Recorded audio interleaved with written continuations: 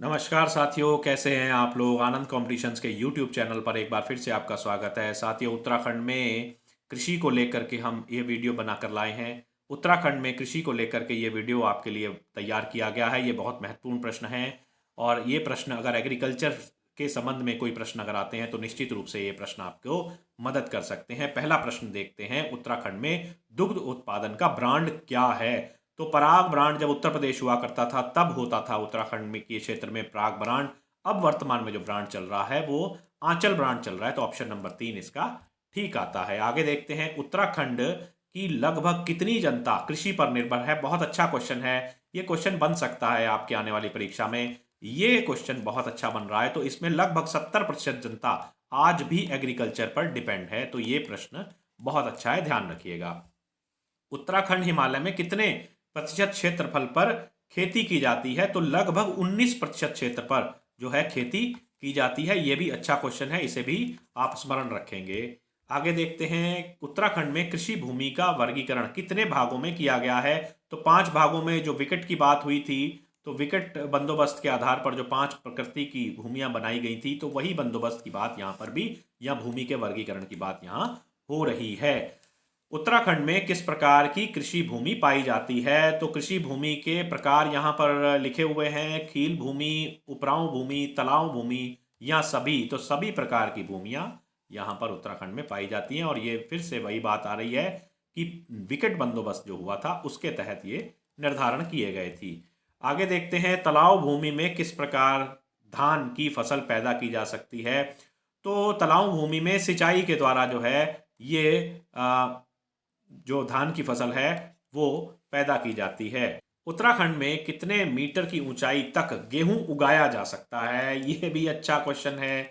ये अच्छा क्वेश्चन है कि 2400 से 3000 मीटर की हाइट एल्टीट्यूड तक गेहूं उगाया जा सकता है। यहाँ पर इस शब्द को ध्यान रखना है, तक। तो अगर हम तराई की बात करते हैं तो तराई से अगर ये गेहूं की पैदावार या गेहूं की फसल को बोना आरंभ होता है इस एल्टीट्यूड से, और ये लगभग 3000 मीटर तक गेहूं बोए जाने की परिस्थितियां राज्य में पाई जाती हैं। इसका अर्थ ये है।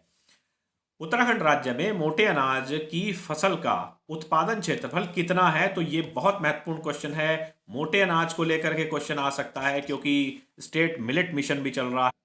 अंतर्राष्ट्रीय मिलेट वर्ष भी यूएनओ द्वारा डिक्लेयर किया गया है। तो ये प्रश्न भी मिलेट के संबंध में है, मोटे अनाजों के संबंध में है। तो इसमें 86.8% इसका सही उत्तर आ रहा है। सोपान बनाकर बिना कृषि की ही मंडुआ, झिंगोरा, चुआ फसलें किस भूमि पर उगाई जा सकती हैं। तो ये उपराऊ भूमि पर साथियों उगाई जा सकती हैं। तो ये आंसर इसका बिल्कुल ठीक है, ऑप्शन नंबर 2 बिल्कुल ठीक है। आगे देखते हैं, उत्तराखंड में जौ का उत्पादन कितने ऊंचाई तक किया जा सकता है, यानी कि कितने एल्टीट्यूड तक जौ की पैदावार हो सकती है। तो ये ऑप्शन जो है वो बिल्कुल सही है। 1800 से 3600 मीटर की एल्टीट्यूड तक जौ का उत्पादन किया जा सकता है। आगे देखते हैं, गन्ना सर्वाधिक कहाँ पाया जाता है। तो ये 4 ऑप्शन दिए हैं, देहरादून, हरिद्वार, नैनीताल, देहरादून, ऊधम सिंह नगर हरिद्वार और हरिद्वार उत्तरकाशी। तो यहाँ पर जो ऑप्शन है वो साथियों ऊधम सिंह नगर और हरिद्वार ऑप्शन पर हमें जाना होगा, क्योंकि ये ऑप्शन बिल्कुल ठीक लग रहा है। हालांकि ऊधम सिंह नगर में लगातार अब गन्ने का कमांड एरिया घटता चला जा रहा है। तो अब हो सकता है कि आने वाले समय में ये ऑप्शन आपको सही करने को मिले, देहरादून और हरिद्वार। लेकिन फिलहाल अभी हम ऊधम सिंह नगर और हरिद्वार को ही टिक करेंगे। उत्तराखंड में कुल कितने क्षेत्र में गन्ने की फसल बोई जाती है। तो ये भी बढ़िया क्वेश्चन है। उत्तराखंड में जो गन्ने की फसल बोई जाती है वो लगभग 5.8% भूमि पर ये बोई जाती है फसल। तो ये क्वेश्चन भी बहुत अच्छा है गन्ने को लेकर के। उत्तराखंड की कुल भूमि में से कितने प्रतिशत भूमि पर खरीफ की फसलें बोई जा सकती हैं। तो कितनी प्रतिशत भूमि जो है वो खरीफ की फसलों के लायक है उत्तराखंड की। अगर इसको हम दूसरे एंगल से देखते हैं तो ये हमें प्रश्न का अर्थ दिखाई देता है। तो जो खरीफ की फसल है वो उत्तराखंड में बहुत बड़े क्षेत्र में बोई जा सकती है, और इसका जो उत्तर है वो उत्तर है 58.5% तक। तो ये 58.5% भूमि जो है वो खरीफ के योग्य है उत्तराखंड की। आगे देखते हैं, कुमाऊं में कितने प्रतिशत भूमि पर खरीफ की फसल बोई जा सकती है। तो कुमाऊं में जो खरीफ की फसल बोई जा सकती है वो 56.5% पर बोई जा सकती है। तो ये प्रश्न भी अगर रीजन वाइज अगर ये प्रश्न आता है तो कुमाऊं को रीजन को अगर पूछा पूछा जाता है तो 56.5% लगभग जो भूमि है वो खरीफ के योग्य यहाँ है। आगे देखते हैं गढ़वाल में कितने प्रतिशत भूमि पर खरीफ की फसल बोई जा सकती है। तो खरीफ की फसल गढ़वाल में लगभग 43% पर, ऑप्शन नंबर 2 बिल्कुल सही है। तो यहाँ भी रीजन वाइज अगर क्वेश्चन आता है तो 43 दशमलव या 43.5 के ऑप्शन पर आप जाएंगे या इसके नियर ऑफ जो ऑप्शन होगा उस पर आप जाने की कोशिश करेंगे। उत्तराखंड के कुल कितने प्रतिशत भूमि पर रबी की फसल बोई जाती है। तो रबी का जो क्षेत्र है वो पूछा गया है। तो रबी का जो क्षेत्र उत्तराखंड में है वो लगभग 41% है। तो यहाँ पर 40.8 ऑप्शन है, ये ऑप्शन पर हम जाएंगे तो ये बिल्कुल सही ऑप्शन है। यानी कि गेहूं जैसी फसलें जो रबी की फसलें हैं कब बोई जाती हैं। रबी की फसलें सर्दियों में बोई जाती हैं, अक्टूबर नवंबर के आसपास बोई जाती हैं और मार्च अप्रैल में इसको काटा जाता है। तो ये रबी की फसलें हैं। तो इसका जो क्षेत्र है वो 40.8 के आसपास यहाँ बैठता है।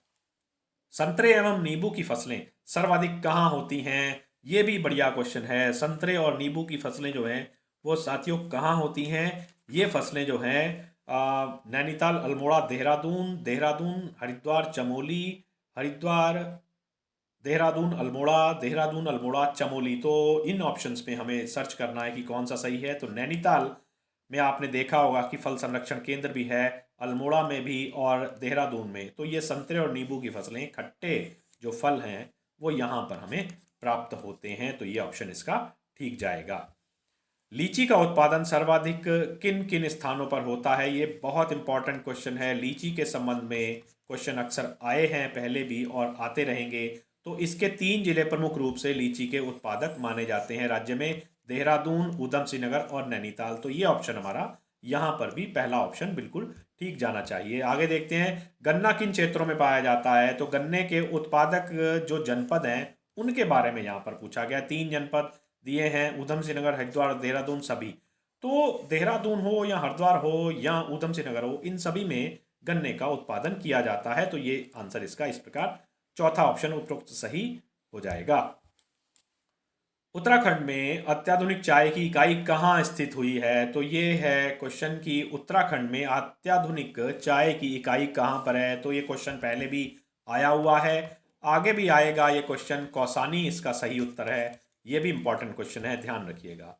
उत्तराखंड में निम्न में से कौन सी जड़ी बूटियां उत्पन्न होती हैं। तो बेलाडोना, कुटकी, जेरेनियम और सभी प्रकार की आपने पढ़ा भी होगा। फिर से इसको रिकॉल कर लीजिए कि जेरेनियम, बेलाडोना, कुटकी, ये तीनों जो जड़ी बूटियां हैं वो उत्तराखंड क्षेत्र में उत्पन्न होती हैं, पैदा होती हैं। आगे देखते हैं बेलाडोना की खेती प्रथम बार राज्य में किस वर्ष कुमाऊं में आरंभ की गई थी। तो ये याद रखिएगा कि कुमाऊं में इसकी खेती आरंभ हुई थी सबसे पहले। तो ये कब हुई थी ये क्वेश्चन पूछा गया। तो 1903 में कुमाऊं में बेलाडोना की खेती सबसे पहले आरंभ हुई थी। तो ये बहुत अच्छा क्वेश्चन है, ये अच्छा क्वेश्चन बन सकता है आने वाली परीक्षा के लिए।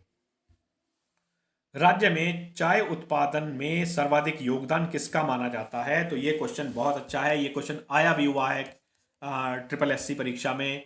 तो उत्तराखंड की परीक्षा में प्रश्न आया भी हुआ है। तो चाय उत्पादन में सबसे ज्यादा ये योगदान दिया था प्रोफेसर रायले का योगदान रहा है। तो ऑप्शन नंबर 2 इसका ठीक जाएगा, ये स्मरण रखिएगा, क्वेश्चन बहुत अच्छा। गढ़वाल में 1843 में चाय की फैक्ट्री कहाँ स्थापित की गई थी। ये बहुत अच्छा क्वेश्चन है और ये क्वेश्चन आया भी हुआ है।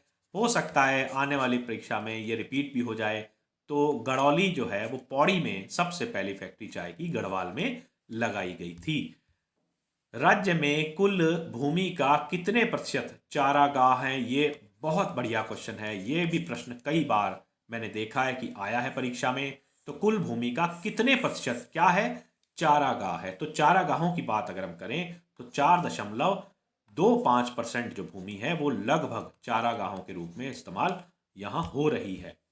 उत्तराखंड में मिल्क पाउडर प्लांट किस जनपद में स्थापित है। तो ऊधम सिंह नगर में ये प्लांट स्थापित हुआ है। ये भी अच्छा क्वेश्चन बन सकता है, ऊधम सिंह नगर में है। उत्तराखंड में समन्वित डेयरी विकास परियोजना किस वर्ष आरंभ की गई थी। तो ये समन्वित डेयरी विकास परियोजना जो थी वो 2002 में आरंभ की गई थी और 2003 ये वित्तीय वर्ष जो था इसमें ये आरंभ की गई थी। आगे देखते हैं, राज्य में रेशम की कितनी प्रजातियां उत्पादित होती हैं? राज्य में रेशम की 4 प्रजातियां जो उत्पादित होती हैं। ये प्रश्न बहुत अच्छा है, इसको भी आप इंपॉर्टेंट क्वेश्चन में रखिए, बढ़िया क्वेश्चन है। राज्य में उत्पादित होने वाली रेशम की किस्में कौन कौन सी हैं? मलवारी है, टसर है, एरी है और सभी है। तो 4 प्रकार की हमने देखा है, तो 3 प्रकार की आपके पास ये हैं और एक इसमें ऐड और कर लीजिएगा, मूंगा। तो ये भी अगर आप देखते हैं तो चारों की चारों आपकी ये प्रजातियां यहाँ पर कवर हो जाती हैं। उत्तराखंड में सिंचाई का प्रमुख साधन क्या है? क्या है सिंचाई का? उत्तराखंड में सिंचाई का प्रमुख साधन क्या है? तो उत्तराखंड में नहरें, नलकूप, झीलें या सभी। देखिए, नहरें मैदानी क्षेत्र में, नलकूप भी मैदानी क्षेत्र में और झीलों से पहाड़ी क्षेत्रों में जो इरिगेशन किया जाता है, सिंचाई किया जाता है। तो इस प्रकार अगर मैदानी और पहाड़ी दोनों क्षेत्रों को देखें और जो कि सम्मिलित रूप से पूछा भी गया है कि उत्तराखंड की बात आती है, तो यहाँ पर यह ऑप्शन बिल्कुल सही जाता है, चौथा ऑप्शन। राज्य का कितना प्रतिशत भाग नहरों से सिंचित है? लगभग 28% भाग जो है वो नहरों से सिंचित है। तो इस प्रकार ऑप्शन नंबर 3 इसका ठीक जाता है। राज्य का कुल सिंचित क्षेत्रफल लगभग कितना है? तो 45% जो क्षेत्रफल है वो सिंचित क्षेत्रफल है। तो ऑप्शन नंबर 3 यहां पर भी बिल्कुल सही जा रहा है। राज्य के किस क्षेत्र में पारंपरिक साधनों से सर्वाधिक सिंचाई होती है? गढ़वाल में, कुमाऊं में, तराई में या भावर में? यानी कि इस बार रीजन दिए गए हैं और रीजन के अकॉर्डिंग हमें क्वेश्चन बताना है कि पारंपरिक जो ट्रेडिशनल साधन है सिंचाई के, उनसे सिंचाई सबसे ज्यादा किस जगह पर होती है? तो वो गढ़वाल मंडल है जहां पर यह सिंचाई परंपरागत ट्रेडिशनल तरीकों से आज भी होती है। आगे देखते हैं, नहरों द्वारा सर्वाधिक सिंचाई किस जनपद में होती है? तो इसमें कोई संदेह नहीं है कि ऊधम सिंह नगर में सबसे ज्यादा नहरें हैं। तो नहरों की जो स्थिति ऊधम सिंह नगर में होने के कारण यहाँ पर जो है कृषि में इरिगेशन नहरों से ज्यादातर होता है। राज्य में सर्वाधिक सिंचित भाग किस जनपद का है? फिर से यही बात आ रही है, ऊधम सिंह नगर एकमात्र जनपद ऐसा है जो कि सबसे ज्यादा इरिगेटेड है। तो ऊधम सिंह नगर पर हम जाएंगे। राज्य में किस जनपद में नलकूपों द्वारा सबसे ज्यादा, यानी कि आर्टिजन या बोरिंग के द्वारा जो है सबसे ज्यादा सिंचाई कहाँ होती है? तो ऊधम सिंह नगर फिर से इसका उत्तर बैठता है। राज्य का मैदानी भाग लगभग कितने प्रतिशत सिंचित है? ये भी अच्छा क्वेश्चन है। राज्य में जो मैदानी भाग है, चाहे वो नैनीताल के कुछ क्षेत्र मैदानी पड़ते हैं, इसी प्रकार हरिद्वार के मैदानी क्षेत्र और इसी प्रकार ऊधम सिंह नगर का पूरा जनपद जो है वो मैदानी है।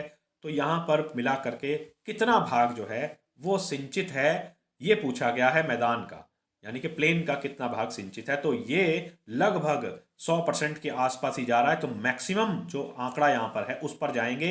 81% जो पार्ट है मैदान का वो इरिगेटेड लैंड है। आगे देखते हैं, उत्तराखंड की सर्वाधिक पुरानी नहर कौन सी है? ये बहुत ही बढ़िया क्वेश्चन है, बहुत ही बढ़िया क्वेश्चन है। हाल फिलहाल में भी ये क्वेश्चन कहीं उत्तराखंड में आया है। तो तुमड़िया नहर, खानपुर नहर, ऊपरी गंगा नहर और कोई नहीं। ऑप्शन बिल्कुल साफ है, तीसरा ऑप्शन है ऊपरी गंगा नहर जो है वो सबसे पुरानी नहर उत्तराखंड की है। गंगा नहर की खुदाई का कार्य किस वर्ष शुरू हुआ था? कोई संदेह नहीं, 1840 में। बड़ा ही पॉपुलर क्वेश्चन भी रहा है और ये आता भी रहा है, तो ध्यान भी रखना है, आगे भी ये प्रश्न आने की संभावना बनी रहेगी। 1840।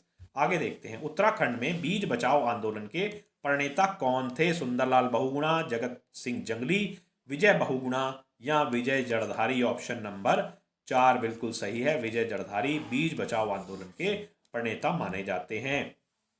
राज्य में सिंचाई के लिए बनाई जाने वाली छोटी छोटी वाहिकाएं क्या कहलाती हैं? छोटी छोटी वाहिकाएं, इन्हें हम गूल कहते हैं। राज्य में स्थानीय भाषा में इन्हें गूल कहा जाता है। तो ऑप्शन नंबर 4 ठीक है। राज्य में क्षेत्रीय मिट्टी अनुसंधान प्रयोगशाला कहाँ है? ये प्रश्न भी हो सकता है किसी ना किसी परीक्षा में आपको मिल जाए देखने को। तो ये ऊधम सिंह नगर, ऑप्शन नंबर 3 जो है वो बिल्कुल ठीक है, ऊधम सिंह नगर में ये प्रयोगशाला है। राज्य का कौन सा जिला न्यूनतम सिंचित है? ये भी प्रश्न अच्छा बनता है। तो राज्य का सबसे न्यूनतम सिंचित जिला जो है वो चमोली है। याद रखिएगा, ये स्मरण रखने वाली बात है, ये क्वेश्चन भी आ सकता है। उत्तराखंड में फल संरक्षण केंद्र कहाँ स्थित है? ये आपको पहले भी प्रश्न आ चुका है, अब फिर मैं बता रहा हूँ कि ये प्रश्न संभावित है कि आए। ऑप्शन नंबर 4 रामगढ़ नैनीताल जनपद में जो है उसमें ये फल संरक्षण केंद्र स्थापित है। उत्तराखंड में फलोत्पादन का कार्य यूरोपियंस द्वारा किस वर्ष किया गया था? यूरोपियंस ने फलोत्पादन का कार्य यहाँ पर शुरू किया था। फ्रूट का जो प्रोडक्शन था वो उनके द्वारा या यूरोपियंस के द्वारा यहाँ आरंभ किया गया था, और ये ऑप्शन है 1869 में ये आरंभ हुआ था। उत्तराखंड में उत्पादित सेब का ब्रांड नेम क्या है? तो उत्तराखंड का जो सेब है वो न्यूजीलैंड और हिमाचली दोनों नाम से बेचा जाता है। न्यू दिल्ली में जो है, नई दिल्ली में या दिल्ली में, ये न्यूजीलैंड के नाम से बिकता है, और अन्य स्थानों में ये हिमाचली नाम से बेचा जाता है। तो बड़ा अच्छा क्वेश्चन है, ये आया भी हुआ है क्वेश्चन, ध्यान रखिएगा। ये प्रश्न बहुत अच्छे हैं, आप इनको ध्यान रखिएगा। यदि कोई प्रश्न इस टॉपिक में से आता है तो निश्चित रूप से ये आपको लाभकारी साबित होंगे। मेरी शुभकामनाएं आपके साथ हैं। बहुत बहुत धन्यवाद।